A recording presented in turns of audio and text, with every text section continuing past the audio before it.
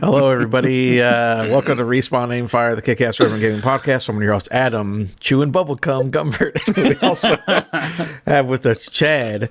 What's your favorite kind of nasty cookie, Michael Ennis? Nasty cookie. Because I know you try to eat well, so like if you're going to be real nasty, like what are you going for? Oh, okay. I think recently my latest like go-to nasty cookie is a place called Nox, N-O-X, and it's a chocolate chunk sea salt cookie. Sprinkle all that shit on there. Ugh. Sounds good. And we also have with us Joel. What's your favorite kind of naughty delectable? Delectable. Have you ever had the Costco food court cookies? Like specifically from the food court, not the ones you can buy in the back. The ones in the back are great, but the ones in the Costco food court, it's just a chocolate chip or chocolate chunk cookie, but those are some thick boys. Chunk cookie. Double chunk chocolate cookie. No, those are some thick boys, and like they're hit or miss. Sometimes you get them and they're just like a little harder than you want them to be, but sometimes you get them and they're fresh, they're soft, they're moist, amazing. Get nasty. That's real nasty. My favorite. There's a local thing. I think it's local. It's called Caramanda's, and every morning or afternoon they'll put out their cookies, and they're like legitimately like the size of your head. And I like the s'mores ones because they just put like, here's a piece of graham cracker, here's a piece of chocolate, here's a piece of fucking marshmallow, and it's just like, they just throw that shit in a cookie. That is good stuff. That's good. You know, my favorite thing to do is I don't go to these places to get cookies normally, but I will double dash the shit out of a cookie. Be like, dude, bring me my Chinese food and then also pick up this cookie on the way. That shit is so good. While you're on the way. You know what else is really good and delectable? Twitch.tv/Respawn Monday evenings at 8:30. Normally Monday. It's Sunday this week, whatever. Afterwards on YouTube podcast services, 9 a.m. Probably still Wednesday. Catch us. We changed the schedule just for a couple weeks. It's not a big deal. Housekeeping. Your barf game for April and May, we've determined, is Super Mario Galaxy 2. We just need more time because it's such a big, chonky game, and people just haven't done it yet because we've been busy with real life. We're all playing it. No, we're all playing it. It's just there's so much to the game that we just need the time. I beat it. I just want to make sure I get all the stars before. Yeah, I also beat it. I'm not going to make sure I get all the stars. I just want to play it again, you know? Yeah. Because I kind of forgot what happened at the beginning, so. Yeah, there you go. That's what it is. So it'll continue to be Super Mario Galaxy 2. Our Patreon early access episode should be out, Chad. I don't think anyone's pushed it yet. Just a big heads up. The last month's... We haven't recorded it yet. No, last month's Patreon early access episode of me running through Game Pretty should now be live for free. The new one for the month of May will be recorded tonight. So by the time you're hearing this podcast, it should be up on patreon.com. Let me check that. That shit should be scheduled. But let me check that. I was just double checking. I didn't see it in my podcast feed. Anyways, so there's all that fun stuff. Oh, also, when you're hearing this podcast, the tier list season 2 has begun. Yeah, it's fine. The tier list season 2 is now started. Manly Brian came by for episode 1 to talk all about Sherlock Holmes: The Awakened. We had a good time. Season 2 is going. But moving on from that, we're going to talk about real video games. Now, this is pod racing. Was that good? Was that a good read? How did he do in the movie, Joel?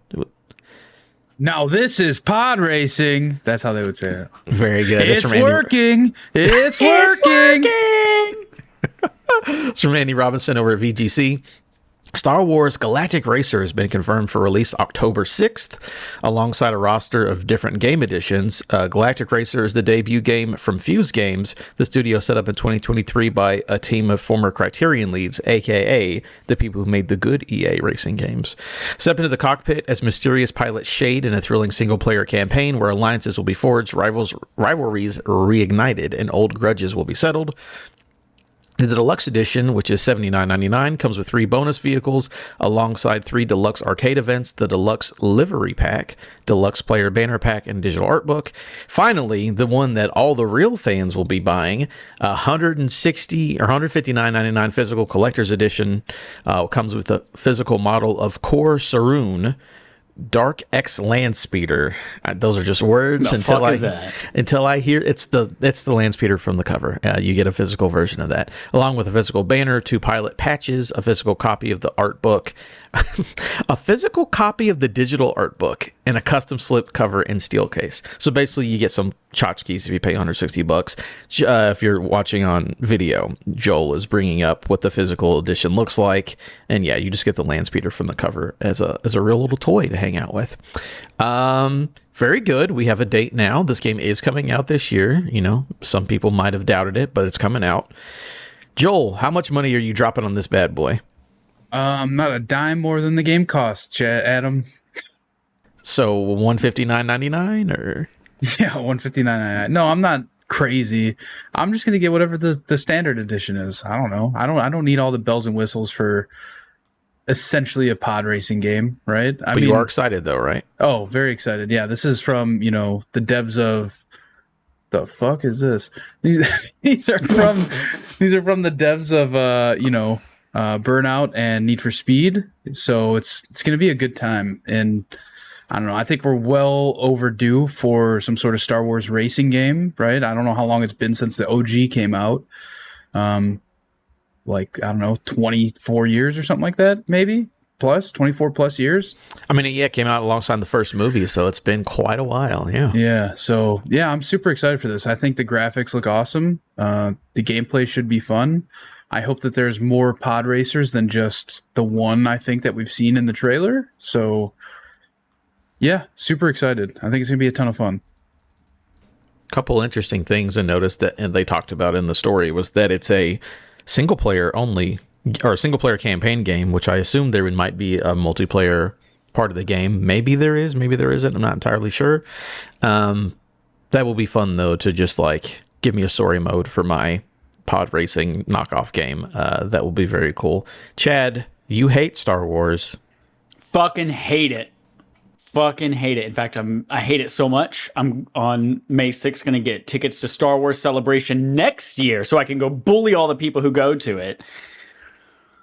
Yeah, I enjoyed playing Star Wars Episode 1 Racer was a blockbuster game for me. I never owned it, so we played it a little bit, but I was like not balls deep in it as a kid. And gotta tell you, this will be a fun one to play when I like go to Matt's basement or Joel's house, but I'm not going to buy this thing. It's very fun. Talking about Episode 1 Racer, you say it was a blockbuster game for you. It was a church game for me. I'm not the only person. Game. And whenever I was going, this is not the only person I've heard tell this story, which I thought was crazy. When I was younger, we would go to church, and while like waiting, I don't know what the parents were doing, the adults. There was like a Sunday, it was a quote unquote Sunday school thing for the kids, but basically if you got there early, they had a room full of game consoles and we could just play game consoles. So me playing Episode 1 Racer, especially multiplayer, was exclusively at church in that little kid room or whatever. So I played a lot of that over there. So what else? What else was going on in that kid room? Man, there was PS1, so people were playing Crash Bandicoot. No. Who else was in there? Just a bunch of kids. I mean, legitimately like 30 kids. Jesus. Jesus. I mean, he might have. I mean, he's all around us. He's all around us, Chad. Funny enough, though, this is a bad story. I did choke a kid out in that classroom one time. He was sitting in a chair, and for some reason, I went up behind him and like tried to pull the chair down, but just grabbed the man's neck. The man, he was a child. We were both kids. Grabbed just his neck to pull him backwards, and like just held onto his neck for like a good 3-4 seconds. And he got really mad and tried to tell on me. And the adults were like, "Well, we didn't see anything." And we moved on, and nothing happened. But yeah, I choked a kid out. Waiting for Star Wars Episode 1 Racer specifically. Fun fact, I almost got a Star Wars tattoo today. Isn't that what? Crazy? Yeah, I was on TikTok. I was on TikTok sitting on the toilet the other day, Friday, during my, lunch break, whatever. Now I know when you poop. I was scrolling through TikTok. Yeah, what are you gonna do? Like send a snake from my fucking neighbor downstairs? I was scrolling through TikTok. There's a tattoo parlor like 3 blocks from my condo that does mystery Star Wars tattoos for $40. You give him $40. Mystery Star Wars tattoos? You spin the thing, and then it shoots out a little tattoo that's like, like the size of a quarter or something. and you can get the tattoo for $40. And then I saw Kenny that night, surprise birthday party for Kenny. I was like, yo, let's do this. He's like, yeah, sure. I'll think about it. Get back to you. Dude doesn't get back to me until like, I don't know, 1:00 today when I'm already like about to go do errands. He's like, hey, I'm going to go get that tattoo right now. You want to come? I'm like, dude, you can't just text, like, you should have texted me yesterday. You can't just text me while you're going. So, yeah, I'm gonna do it. I think in the next week or two. Mystery tattoo. Hot. For $40? Yeah, sure. Why not? Fuck around. That'd be Something about what I just said made the Star Wars main theme start blasting on my HomePods out in my living room. Da-da-da! Very good. All right. So some of us are excited for the game. All of us love Star Wars. Some of us are going to have tattoos. Moving on to playtime. Talking about playtime. I have to skip one of us because one of us apparently didn't do anything. So Chad, I'll talk about trading card game. I do want to hear about your trading card game, Joel. Yeah, Go for TCG, it, buddy. go. All right. So a few things. One, I don't know if I talked about it here, but one of my friends, he's like a vendor at local card shows. He sells like Pokemon cards mainly. Prove it. And I don't know. You can go check him out on Instagram, I guess. But he invited me to come like sell stuff with him because like I was like, oh, I'm vaguely interested, right? It sounds fun, like meeting people, interacting with people. So I went with him one time. I sold a whole bunch of shit, like whole bunch of cards. I made like $350 or something that day. I was trading some of my cards. So like when you're a vendor at these things, you can like, you know, take in trades for like 75 to 80% of their value towards other things that they want that you have. And so now I'm pretty into it. Gonna be going back with him in a few weeks here and doing it again at another local show. It should be fun. But anyway, I've been playing a lot of Gundam trading card game, and yeah, that it's pretty much consumed my life. Like all the time I would spend gaming, I'm just going to local card shops and playing Gundam trading card game with strangers, and it's pretty cool. I've been meeting some cool people, been meeting some smelly people. So yeah, like all the in between. But yeah, that guy that you sent us the photo of, who's like every time he played a Gundam, he brought out the actual Gundam figure that he built. It was great. It was great. Fantastic. Yeah, there's a guy that plays at a spot that I played at last week that he, for the dice he uses, he puts them all in a pill bottle, which I sent. I know Chad saw that picture, just into like an old prescription bottle. But yeah, a new set for Gundam came out last week. I bought a booster box, ripped it, ton of fun. Been posting that on my TikTok. But the meta has changed in the game to where you like, you know, any deck you have to add new cards every, you know, new set that comes out just to kind of keep up and compete. And I updated my deck. I pulled this sick card right here. It's a Xiong. It's like a $55 card or so. But I have implemented this into my deck. So, and tomorrow there's a store championship. I'm number 6 on the wait list, so I'm hoping I get in. It's highly likely I will get in. So, yeah, going to the store championship tomorrow and gonna compete. It'll be a ton of fun. There's like 64 people competing, and I'm excited. Hell yeah. I'm addicted to this game. Dope. It's so good. I'm trying to turn into Joel when the Cyberpunk TCG comes out. I'm hoping it's as popular because I will be like you talking to strangers and pulling out figurines the AI and stuff. trading card game? I didn't see anything about that. Yeah, I think that they used AI for a bunch of stuff. That's crazy because the art is just from the game. It's good. Oh, well, send me an article. But yeah, you have fully become one of those people, and I idolize you for that. So I'm not mad. So it all, I don't know. It stemmed from PAX, right? PAX East was at 2024 at this point, 2 years ago. That's like the first, like, we played Star Wars Unlimited there just because Matt was super excited for it. It had just come out. They were doing demos there. We started playing it there. And like, I fell in love with that game, which then helped me branch off to like trying Magic the Gathering. Like, I suck at Magic the Gathering, but I enjoy playing it with like a group of people. It's a ton of fun. I'm never going to try and build my own deck in that game. It's just too complex, too many words. I'm too dumb. Too many words. Yeah. Dude, Chad, you could draw a Magic the Gathering card and you could sit there reading and analyze it for like 5 fucking minutes trying to figure out what it actually does. It's so frustrating. And then similar thing with so Star Wars Unlimited is like a simpler version of Magic the Gathering. It's way faster paced. It's a ton of fun. There's 2 arenas, you know, you have the space arena, the ground arena. It's great. And then they came out with the Jump to Lightspeed set, which I think was set number 4 in Star Wars Unlimited, and that implemented piloting, which was then, okay, you have a spaceship, You can draw a card that's Anakin Skywalker. Maybe he's like a 1 attack, 2 defense in the field. But if you pilot him on a ship or a vehicle, then he's, +2, +6 or whatever, right? Like it's just like much more beneficial to pilot him. And then now with Gundam, Matt has gotten me so fucking addicted to this game and this fucking IP. It's insane. I'm building the stupid little robots. I'm buying all the cards. I'm playing the trading card game. And I think that the reason I like Gundam so much is because my favorite era of Star Wars Unlimited was Jump to Lightspeed, which was that piloting mechanic. And Gundam is 100% piloting, right? Like you could play the Gundam on their own, but there's pilot cards that you can only use to pilot the Gundam. Like they can't get put out on their own. So yeah, it's a ton of fun. I'm super addicted. I'm going to this, store championship tomorrow. I may be going to Wisconsin to play another store championship in a few weeks. So I'm so addicted. I make sure I'm awake when the signups happen at 3 a.m. randomly. Oh my God. But that's the only way you can get into certain events. Like store championships is a random draw, which is I love because I don't have to be one of those people waking up. But like if you want to take part in like a new type challenge, you pretty much have to sorry, got a text. You pretty much have to set an alarm. You have to first of all be in the know, like, okay, the signups are gonna go up at 3 a.m. tomorrow. Gotta fucking wake up at 3 a.m. if I want to get into the new type challenge I want to get into. But yeah, ton of fun. I love it. I'll stop talking about it right now. Our brave little boy out there meeting strangers.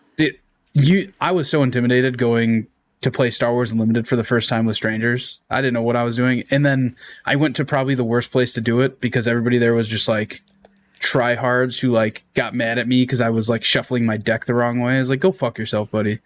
And then I found another place that was actually like, okay, these people are all really cool. So yeah, it's been a ton of fun. Yeah, love to see it. Chad, I'm assuming the episode title is named after it, or it's in the description. Go ahead and talk about it. What's the episode title? I don't know. It's not my fault if you lied. I'm living in the past. I'm assuming it's in there somewhere. All right, we'll start with Speepy Peepy. Speepy Peepy is Widow's Bay on Apple TV, y'all. This is a new show that just started on Wednesday. 2 episodes are out right now. This is a good ass show. This is like the premise is a little tiny island off the coast of, I don't remember, Massachusetts, Vermont, I don't know, something like that. One of those Martha's Vineyard-esque type things. And they're trying to attract a lot more tourism. And so this guy who's the mayor of the town is like trying to get this New York Times writer to come. And it's this island of all these inhabitants, all these people who have lived there forever, and it's apparently haunted. But it's funny. But then there are also like creepy, like Stephen King-esque, like subtle creepy things that happen that you're like, oh fuck, did you notice that? Did you notice that thing that just happened there? Like those kinds of things. But then there are also a couple of like jump scare, like holy shit, no fucking get that thing away from me kind of thing. It's such a good show. There's not really anything out that's like it right now or that I can think of off the top of my head. So just plug in that show, Widow's Bay. Then the second one that I've got in here, Alien Isolation, is a ruse. It's actually Saros. Bum, bum, bum. I have put 8.5 hours into Saros. I did the little early access thing this week, and I am loving this game, y'all. This game hits in such a way... It hits in a way that I wish Returnal had. And in fact, if you're a type of person who's like, should I play Returnal first? Play Saros first. Because this game has similar gameplay mechanics to Returnal, where you have weapons that you only carry one weapon at a time, and as you go through these different like rooms or sections of each biome, you have the option to pick up new weapons that are out there and swap the one that you've got for it. It's got the dodgies, it's got the don't get hit, it's a bullet hell type game. It's kind of roguelike, but mostly not roguelike, which is a big change from Returnal. This game is it's like you get to the end of a biome, you fight the boss, and then there's a portal home. Whereas before in Returnal, if you remember playing that game, you beat the boss, you continue to the next biome, you beat that boss, and your goal is just get as far as you can. But what's interesting about this one is that, yeah, after each boss, you can take the thing home, and then you can warp back to where you left off. There's like a little portal that allows you to warp to World 2, warp to World 3.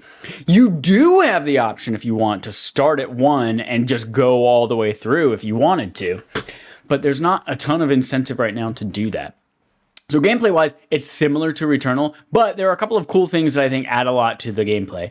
One of them is you'll notice 3 colored projectiles in the game. The blue ones are ones that you can put up your shield. Your shield is a new mechanic in this. Your shield will absorb blue projectiles that then you can fire back out with a power weapon. And so you have like either a really strong launcher missile, or you have like a bunch of little seeker things that go out and slowly whittle down a person's health. So that's like an interesting mechanic where you're not just dodging these things, but you're actively looking for the blue ones to try to absorb them so that you have access to your power thing. Then you have yellow projectiles that come at you, and the yellow ones are corrupted projectiles. And those will, as you get hit with those, they permanently, well, quote unquote permanently, they take a chunk out of the top of your max health. And then you can cleanse yourself of that corruption by shooting your power weapon. So you're encouraged to continue this, recharge your shield, shoot a power, like that's encouraged to do that cycle over and over. And then there are red ones. Red projectiles are, you cannot dodge through them, you cannot absorb them, but you can parry them. With once you get a little further in the game, which is a very fun, powerful mechanic. So there, it adds a little bit more to the like just don't get hit mechanics of Returnal, which was really, I think it's a really good gameplay mechanic. It keeps things fresh, it keeps things interesting. But what I really like about this game is the upgrade tree. As you come back to this main hub area of the Soltari, we'll get to that in a second. As you come back to this main hub area, there's this kind of robot guy that is helping it's the AI that's helping your crew, and he can upgrade you. And there's a skill tree that includes all sorts of things, whether it's you get more of this currency, Lucenite, that allows you to upgrade stuff on your runs, or one that allows you to, have more shield capacity, so you have more power weapon, or one that allows you to have more max health, and then occasionally little things in there that allow, like, enemies will drop health upgrades every once in a while, or things like that. So the skill tree makes you go through this. Every time you go back into this, you are demonstrably stronger. You have more proficiency, which is like your weapon skill level. There are nodes on that skill tree so that you just start at a higher level rather than building up from one every time. So it feels like you are getting better every single time you run through one of these places. And then the last kind of gameplay mechanic thing that's interesting in this one is there's a type of, I can't remember what they call it, Carcosan modifiers. That's what they call it. You're on this planet called Carcosa. And these modifiers, there's like a set of things that make the game easier, and a set of things that make the game harder. And there's a little bit of wiggle room. So there's like this speedometer right in the middle is balanced, and you can go 3 in either direction before you have to start balancing yourself back out. So like, for instance, make every time you approach a boss room, you immediately go back to full health. That's 1. So that's 1 towards easier. And then you have 2 more left. So one is you take less damage. That one's worth 2. So boom, you've maxed out. And if you add another one on there, then you have to start adding something else that makes the game harder in order to keep yourself in that balanced range, which I think is a really cool way to kind of adjust difficulty.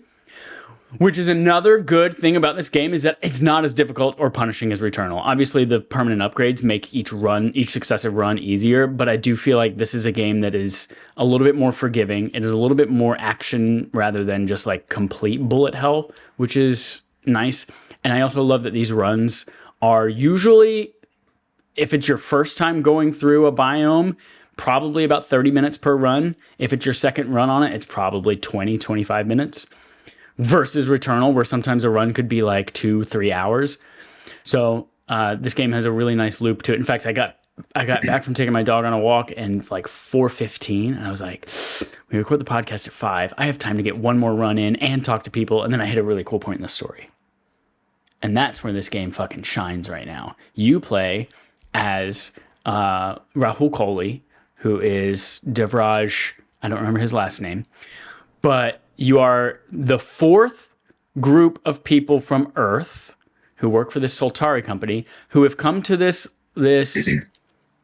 planet called Carcosa. I think that's right. Yeah, Carcosa. And you're on this alien planet. The first wave of people that were supposed to go were like scouts, basically. The second group of people were supposed to establish like the resources and the infrastructure. The third group of people are there like to colonize and grow it out. And you are now number 4 who are there because no one's heard from the other 3 since they left. And then you get there and there's all sorts of weird fucking sci-fi shit going on.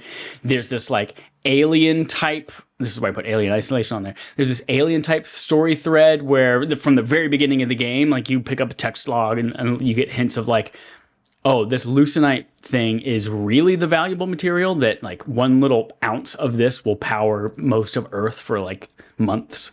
So like leucinite is the real aim of why we're here, and that's the directive, and human lives are expendable as long as we get this shit back home. So there's like that little bit of struggle there of your main character who's trying to figure out what happened to all these other people. There's time dilation going on, so you like see remnants of the group who left before you only left a few months ago, but there you uncover pieces and it's like, well, this is that person's something that they left behind, and this has been here for hundreds of years. And so you're like, what the fuck is going on? Time travel. But then there are people that are alive, and you're like, it's very fascinating. All of the audio logs and text logs are like, they're incredibly well done. They're very well acted. They remind me of like the creepiest shit you'd hear in like a BioShock audio log, where they're just like talking about so and so today. Here's one that was a good text log. It was like, I loved this person. This person was so much fun. We had a lot of fun doing this. We laughed a lot together. And then I laughed a lot when I shot her in the face. And like that was the end of the text log. And then there's another like audio log of these people who are just, it's creepy shit. You're wondering what's going on. And I just got to a cutscene right before we started recording this podcast that made me want to call out sick because I want to keep going. So I am very much enjoying Saros. I'm liking, what is his name again? Devraj? Yeah, I'm liking Devraj as a character because I got the like digital early access edition. It also came with other costumes. So like the one in the video right now, I think that guy's wearing the Death Stranding. No, this is just the regular one. There's a Death Stranding costume. There's a God of War costume. There's a Ghost of Tsushima costume, and there's a Returnal costume. So I played a little bit. No Horizon. No, I played a little bit with each of the costumes, but then I'm like, I kind of want to just. I don't know Devraj right now. I want to like give him a chance to like make an impression rather than like the Kratos version of him. So now I'm just back to regular old him. So it's great. There's this eclipse. This whole eclipse is like the thing that apparently makes people go crazy. And that's another gameplay mechanic actually is partway through each biome, you'll have this nasty ass pedestal of hands, and you just touch it and the hands grab you. You have this weird cutscene that looks like the Blood Moon thing, but it's an eclipse happening. And then the world gets harder.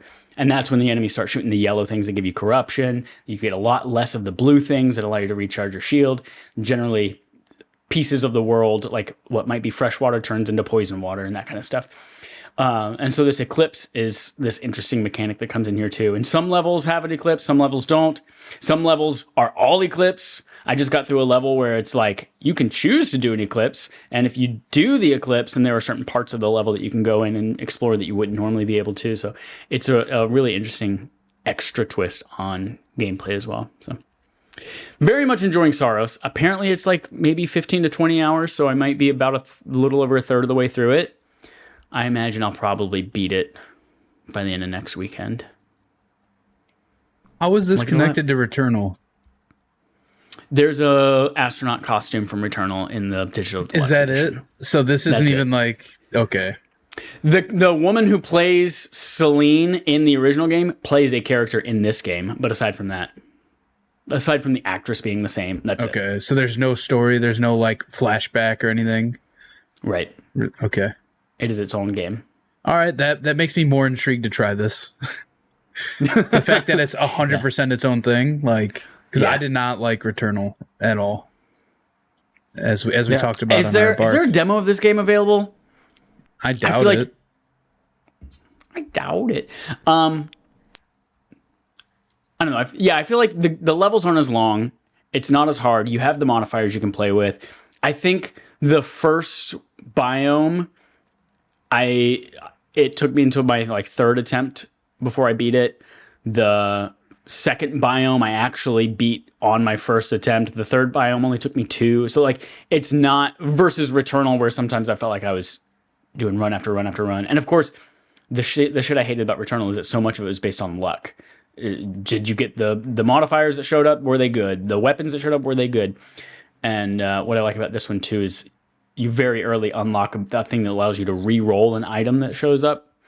So if you don't like the gun that showed up in front of you, but it's much higher level, you're like, fuck, I wish I had a higher level version of this gun, this crossbow, this pistol.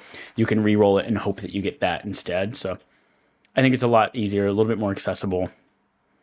I got a silly question for you. Yeah. Would you say that Saros is more of a...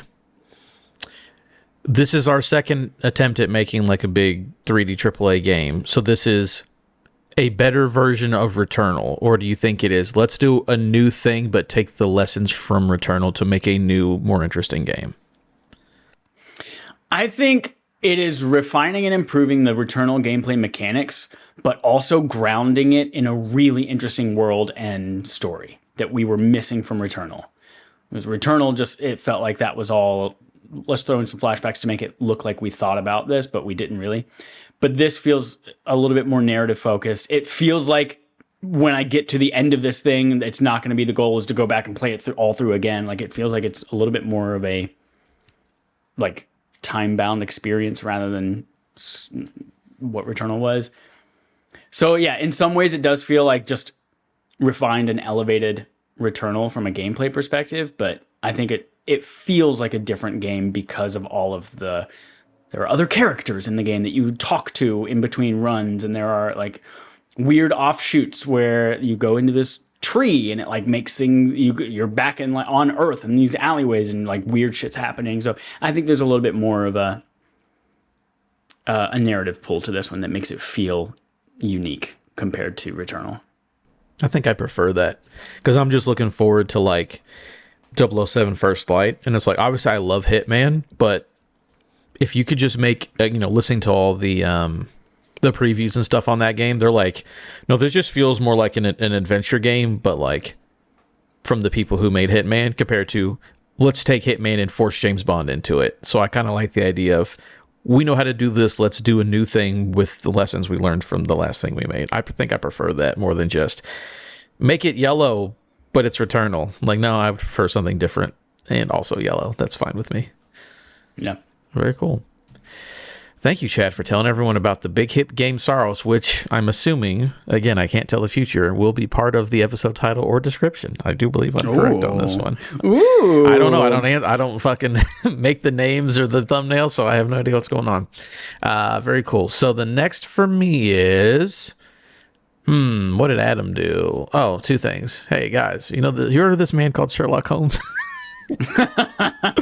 I've been watching more of the show, but I also started playing a new game, Sherlock Holmes Chapter 1, which is the second to newest game, where you're playing a young Sherlock Holmes, and it's like the first adventure he ever had. Like he goes to like this Mediterranean, supposed to be like Italy, sort of, kind of an island idea. And it's his first adventure ever. And like, it's an open world game all of a sudden. And it's not just like, go to this place and solve the mystery. It's like run around this open world, Mediterranean town. And then you'll solve, you will solve a mystery. But then it's also like, okay, you work for the cops and there's just a board with a bunch of cases on it. Go do cases. And then like, there are layers where bandits go kill the bandits in the lair. It's like, what is this game? They literally took a Sherlock Holmes investigation and made it into an open world action game. Pretty good so far, I will say. Pretty good so far. Like that shit. So I just thought that was really cool. Again, I'm only like an hour or 2 into this, but man, it's fun to like go through. And it's so funny, Chad, because I never cared about Sherlock Holmes until like 2 months ago. Now I feel like you've become the Sherlock Holmes like you're the expert. guy. You're the guy. The only thing I ever the racist and the racer, you're the Sherlock Holmes racist guy. racer. I don't think anybody's saying that. Oh Lord! The only thing I had ever done, I realized it because I was watching the show with Cumberbatch and Freeman. I did read Hound of the Baskerville as a kid. I think they made us read that in elementary school, and that's the only thing that I can remember. Just shout out, because they do an episode of that in the Benedict Cumberbatch show. But yeah, no, this game is cool. Again, it feels modern. I like these. If you have any interest in these detective games, I'd say either play Chapter 1 or The Awakened, which was a game that was on the tier list. But anyway, Sherlock Holmes. And then VC, not virtual currency, even though I have plenty of it. Vampire Crawlers is the game that I played. Let me tell you, I don't know how these people do it over here at Ponkel or whatever, right? Vampire Survivors was a top-down idle, basically, battle game where you had royalty-free Castlevania sprites and abilities, and you would just collect power-ups, and then you would get better, and the game would automatically play for you, and you'd walk around and try to survive and get as far as you can. So Vampire Crawlers is a similar idea. It's all the same characters, all the same weapons and abilities and everything, except for now it's a first-person dungeon crawler. So, you go onto a map, and then it's just like old PC games where, you have to turn and then walk forward, one step at a time or whatever. But then when you run into an enemy, you play card battle combat. You just play Slay the Spire or Inscription. But it's all the other... Note. Do you remember that old Windows screensaver that was basically that first-person dungeon? Yeah, maze. That's exactly what this gameplay is. Yeah, you go through the maze from Windows 95. But then, this is where the classic Vampire Survivors thing, where you're randomly gaining new cards, you're randomly gaining things for your run to power up your particular character that you're using, and you're playing Inscription, or again Slay the Spire, where you get a hand of cards, you combo them, put them together. There's ways to do that, and a smart way to play it based on your character and everything. And then you fight the enemies that are in front of you. Boom, you kill them, you get rewards, you level up, just like in Vampire Survivors. And then you move on to the next people, and you're just trying to go through a certain number of maps with a certain number of bosses. And it's crazy, man. It's so good. I legitimately was I'm going to start playing this game. It seems cool. And then 6 hours later and 48 achievements later, it was Saturday afternoon. So this game's got the sauce, everybody. If you like Vampire Survivors at all, this is, it has that same sort of addictive feel to it. And it's really, really, really good. So check that one out. Highly recommend. Man, I just remember there was a panda in this game. You can play as a panda. It's fucking weird. Weird ass video game. I have not fought a vampire yet, for what it's worth. I think that was the whole joke about Vampire Survivors, that there's actually not a vampire in it. So maybe there's a vampire in this one. I don't know. But it's a good video game regardless. And that's it for that. Thank you, Joel. We're going to move on to... Segment from Adam Who. Do-do-do-do-do-do. Segment from Adam Who. Do-do-do-do-do. It's on the brain because I think you were topping out your mic or something, because you were breaking up like crazy. Oh, we'll hear it in the recording, though. It'll be really good. Yeah. It'll be really good. My buddy sent me a picture of the now shuttered Sony Affable experience at the Valley Fair Mall up the street. And that was on the mind because I sent back that song, I Will Remember You. Did they get rid of that Affable car for the Magnolia display instead? Oh, shit. So this week, we're going to play a game of higher or lower. I tried to play this a couple weeks ago. Chad wasn't here. But what I did was I stole from Jacob McCourt because he's good at making games. So what this game is higher or lower. I'm going to start by giving you, by the way, the theme for tonight's game is touchstones to our host. These are all things that we've talked about or things that define us as human beings. So the idea of higher or lower is I start out by giving you a game. I will tell you its Metacritic. Then I will give you a list of 3 more games and you tell me higher or lower than the last one. If you get it correct, you'll get a point. At any point, you can say stop and take your point and leave. Because if you get it wrong, you lose all of it. So let's say you get the first one correct, you get 1 point. The second one, you don't think you're sure, take that point home. But if Joel gets it right and Chad, takes his point home, Joel can keep getting points up until the last one. So up to 3 points per round, 3 rounds of games. And be simple. Be simple. All right. First up, again, the category is touchstones to our host. First up, we're going to start with Sherlock Holmes The Awakened, which is Season 2, Episode 1 of the tier list, and also a game that Adam likes a lot. Sherlock Holmes The Awakened is a 75 on Metacritic. So I need you two to tell me, we can switch back and forth by guessing. Do you think Vampire Crawlers is higher or lower? Chad, we'll start with you. Vampire Crawlers higher or lower than a 75? Significantly higher. Joel, what are you thinking? Higher. Gotta be higher. Okay. You two are locking those in? Yep. Yeah, it's fucking Cocked. Sherlock Holmes. Vampire Crawlers is an 83 on Metacritic, so it is, in fact, a little bit higher. You both currently have 1 point. The next game on the list, continuing the trend of those guys who like to suck your blood, Vampire the Masquerade Bloodlines 2, that RPG that came out last year, the year before, is that higher or lower than Vampire Crawlers? Vampire the Masquerade Bloodlines 2, is its Metacritic higher or lower than an 83? Joel, you go first. Lower. Now, again, you can also take your points at any point if you don't want to guess, but just a heads up for the rules. I'm going lower. Lower. Chad, what are you thinking? Lower. You both want to lock those in? Yes. Yeah, lock it. Lock it, cock it. Vampire the Masquerade Bloodlines 2, historically bad video game at a 62. Yes, it is lower, in fact, than Vampire Crawlers. Nasty. This is the game that had like 3 different developers and eventually came out. It was weird. Next one, you might want to consider keeping your points or going for the full sweep. The last game on the list, Kirby Air Ride for the GameCube. Maybe because we're going to be moving into the racist racers favorite category in a second. No. Kirby Air Ride for the GameCube, buddy. Number 1. You picked that up at Costco for half price? Yeah, I see what you tried to do there, Joel. Chad, you're going first. Kirby Air Ride, higher or lower than a 62 on Metacritic? Or you could take your points and leave. Nobody had ever heard of Kirby Air Ride before Kirby Air Riders came out, but I feel like Not true. we would have heard like, oh, this historically atrocious game. So I feel like it can't have scored lower than a 62. Higher. Or you want to go higher instead of keeping the points? Yeah. Okay, I'm Joel, gonna keep the points. Joel's going to keep... All right, go ahead and write down... Go in the doc and write down 2 next to Joel. 2. I got 2. Put Joel 2 next to Joel. Yeah. Kirby Air Ride for the GameCube is a 61 on Metacritic. It is, in fact, lower. Oh, my God. That's Vampire kind of crazy. Masquerade 2. So Chad what's kind of crazy is they saw that and they're like, you know what? Let's make a sequel in 25 years.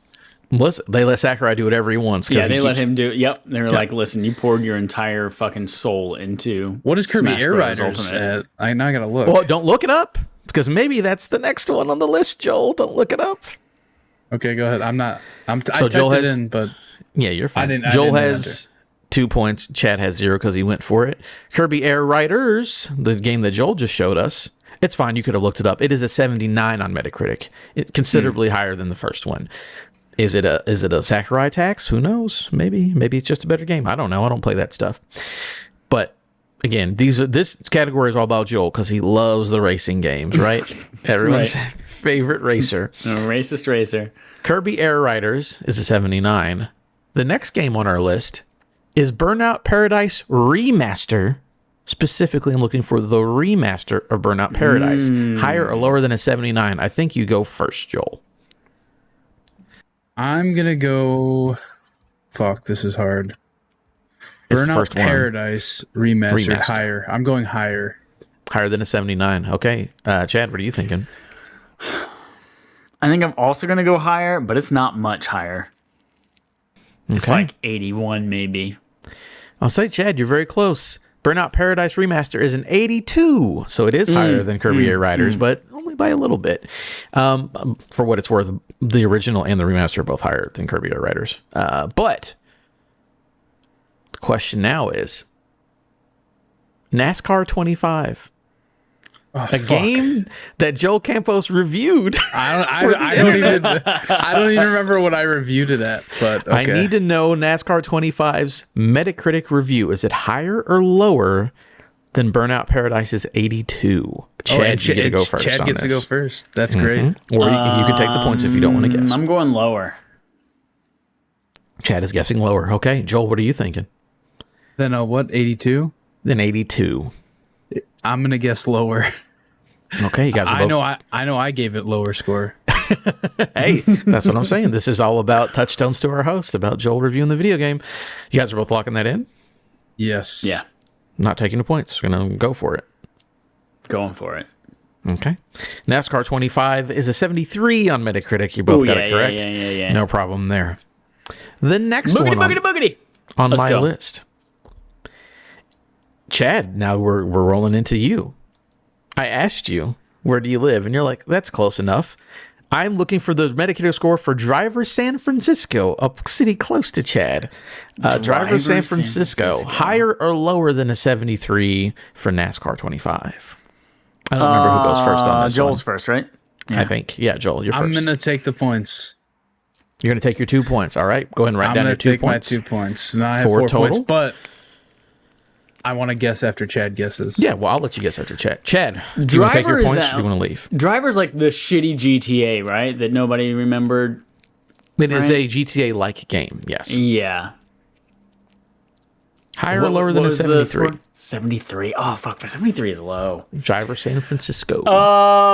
Oh, let's keep the game interesting. Lower. You're going to go lower. You don't want to take your Lower. points.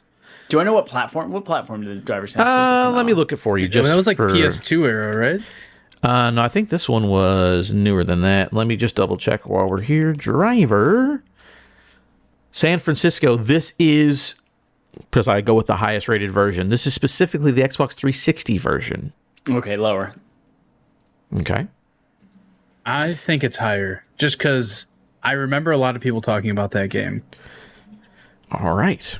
The actual score for Driver San Francisco is an 80 on Metacritic. It is, in fact, higher than NASCAR 25. I can't believe it's that high, honestly. Joel gets 2. Chad has 0. But, Chad, there's still a way for you to win this. Don't you worry about it. Speaking of Chad, as well as living close to San Francisco, he also loves Diablo 2.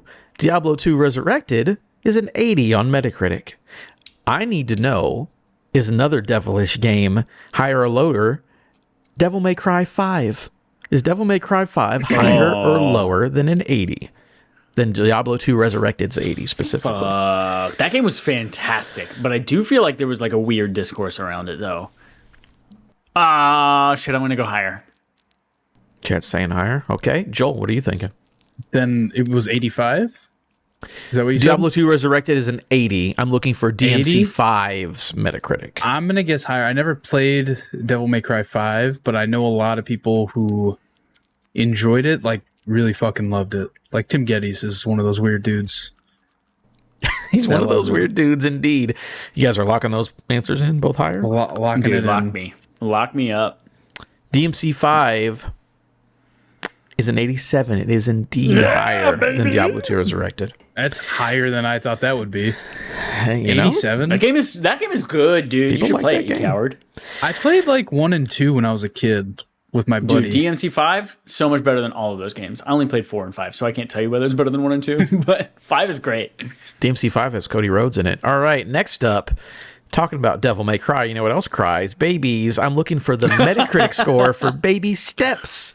The latest Bennett Fonte game, Baby Steps, is at higher or lower than an 87 on Metacritic. Joel, you're first. I'm going to guess lower. I don't Or you see could take the points and leave. I think statistically, if I take the points and leave, I win. So I'm going to do that. Joel's going to take his points and leave. All right, very good. Joel leaves I don't and know a has single person 5 or points. reviewer that finished that game, so I'm going to go lower. I know plenty of people who finished Shut that up. video game. Famously, Jeff Grubb from Giant Bomb loves this game. It was one of his games of the year. But Baby Steps, what are you saying it is? Lower than 87. It is a 77, so it is in fact lower than that. Last on our list, and Chad, you have a chance to tie it up because of bullshit, but you have to get this one first.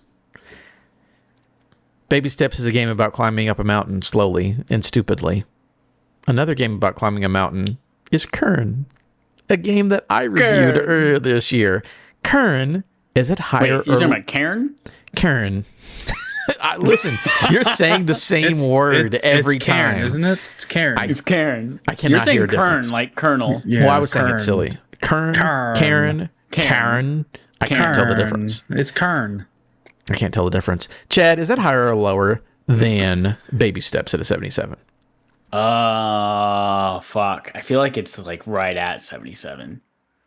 Is that your final answer? No. There's no trickery. Lower. We're going There would lower. not be We're that. going lower. You're going lower. I think I would also guess lower. It So doesn't matter because you're out. You don't get to play anymore. I want to give you for a chance to win it. I need you to tell me the exact score for the game. So you're 75. saying it's lower. You're saying it's a 75. So if you get that, I'll give you bonus points and we'll say that you somehow tied. Chad? Against all odds. You got it incorrect. Karen is an 86 on Metacritic. People actually like Karen. 86? It's an 86. Oh, One of the man. better reviewed indie games. They're just games of the year in general. Yeah, it's very, very well reviewed. People like Karen. So Karn. Karen on the cob. So at the end of our higher or lower game, Joel walks away with 5 points. Chad went home with a big fat 0. But I had fun doing it. We had a great, great old time. And that is my segment. Very good one. I love stealing from Jacob because he does good games. And that brings us to Game On Game Show. The Game On Game Show, we play a game called Game On, the gaming show on our game show. Game. Boys, we're playing GameStop Blackjack. Oh, they got $65 billion, I heard. Dude, you don't even know. We were going to play a version of it now that Xbox is going back to its roots, and it's like we are Xbox. We were going to go back to the original Xbox Game Pass list and limit your choice of games to only what was originally on Game Pass. Because now you can sell all your games and just do Game Pass again because it's so cheap. But that game list does not exist anywhere that's written down. So we instead are going to do something a little bit different.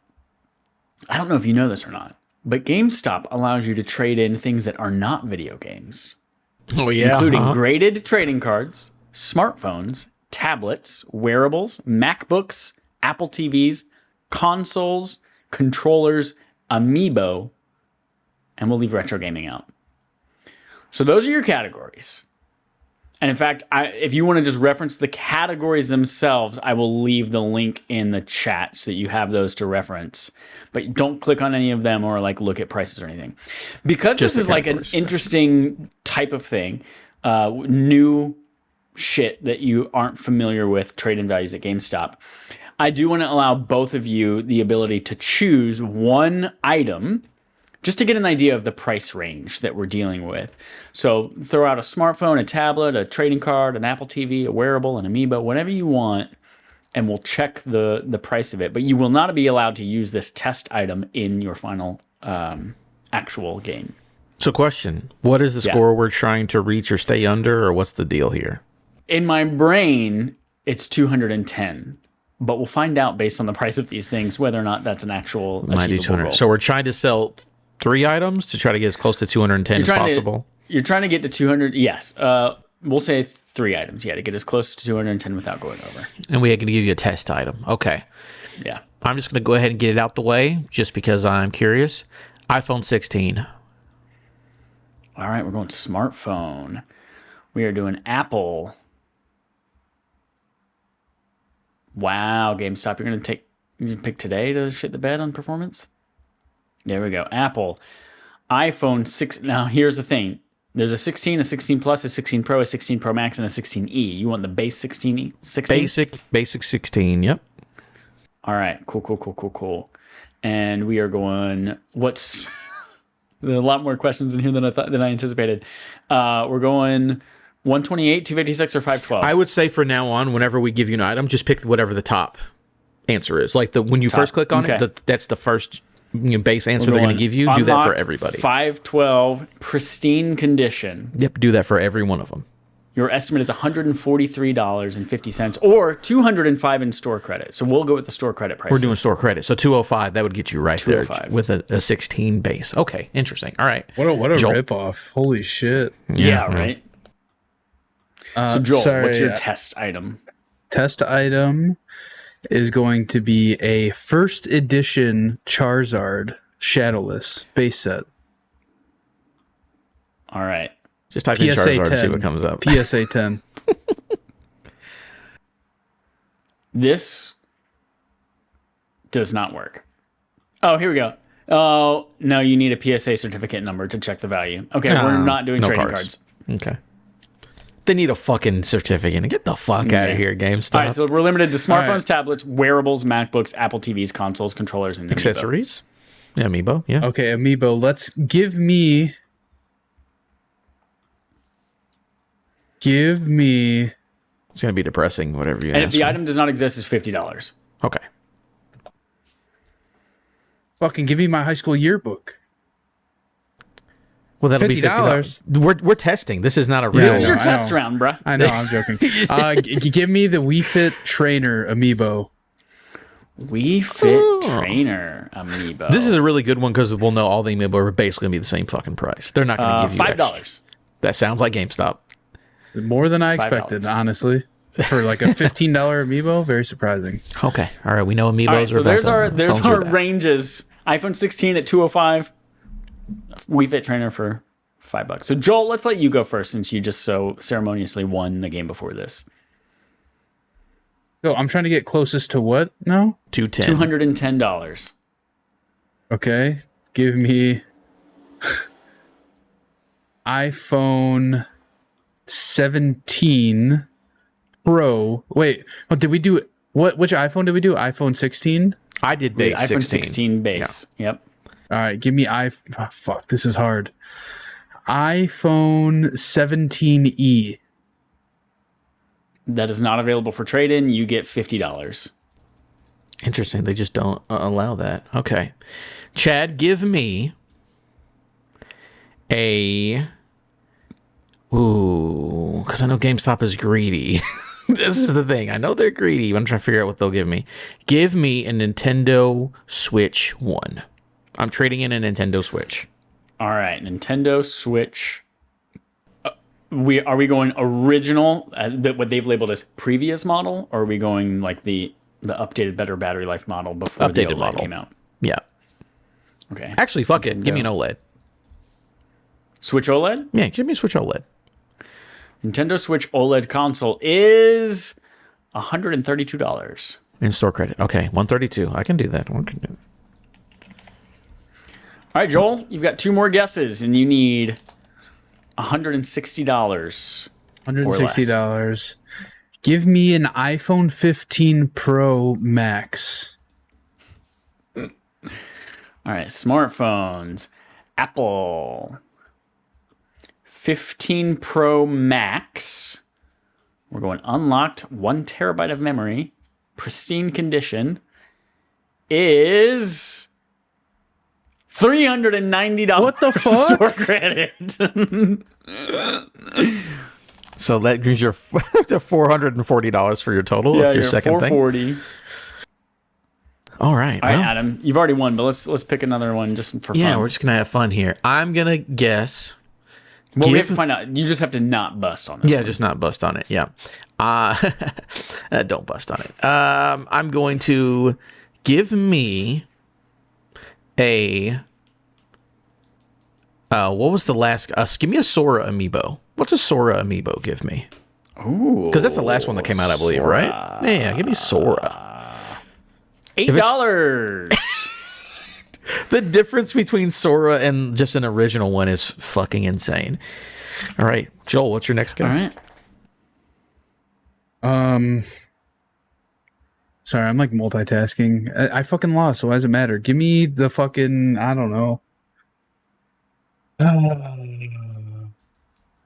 Give me a PlayStation 5 Pro 30th Anniversary Edition. I want to see if I take my PlayStation 5 Pro that is arguably worth like a few grand, right? Based on the rarity. How much are they going to offer me? They're gonna.